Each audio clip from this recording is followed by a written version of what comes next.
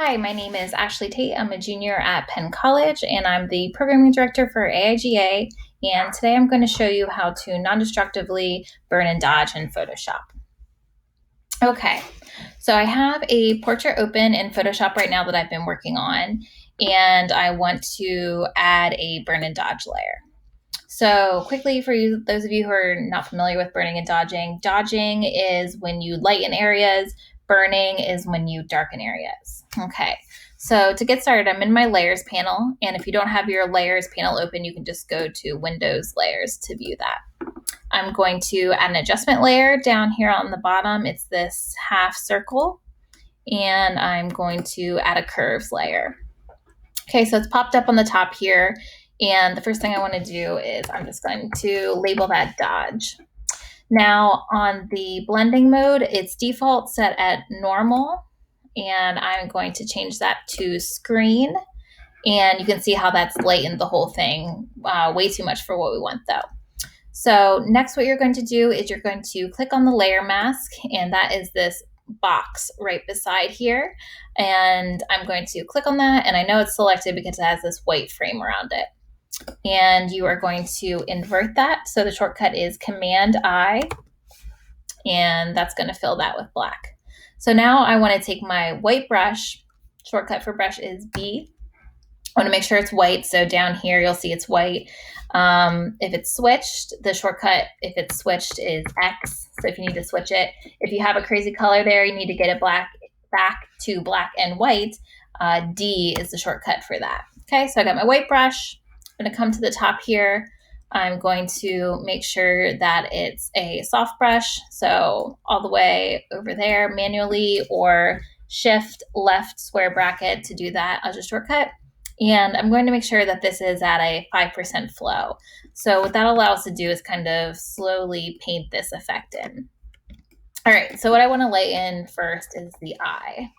So I'm going to left bracket to make my brush smaller, and I'm going to get in here and lighten up this catch light. And I'm just kind of brushing areas that I want light. So the kind of the whites of the eyes, this little secondary catch light, maybe a little bit of the iris. Just kind of brush in there. So the nice thing about a mask is, if you accidentally go off or hit the pupil, you can switch your brush. And so say I get that pupil accidentally, you can switch your brush to black, and then you can kind of just remove that since you're using a mask. Okay, so I'm going to zoom out and kind of toggle this on and off, so you can see as I toggle this layer that it's lightened that up a lot. Okay, and now I'm just gonna kind of quickly do the nose here, maybe the lips, the teeth, just other areas that we'd want, oops, I'm in black, that we would want later. Okay, so now you can toggle that on and off and see that it's lightened it. So another thing you can do, I feel like I've gone a little crazy here with the eye, is you can also lower the opacity a little bit to make that look a little more realistic. So I'm going to lower that down. Okay, and that's our dodge. So for burn, you're going to do the same beginning steps. You're going to go layer adjustment, curves, I'll label that burn because we're going to be darkening. And for the blending mode now, I'm going to put that as multiply, and you can see it's darkened it. Click on the layer mask, inverse, Command-I, get your brush, B, make sure it's soft, flow, and I'm going to make this bigger because I'm doing kind of bigger areas here.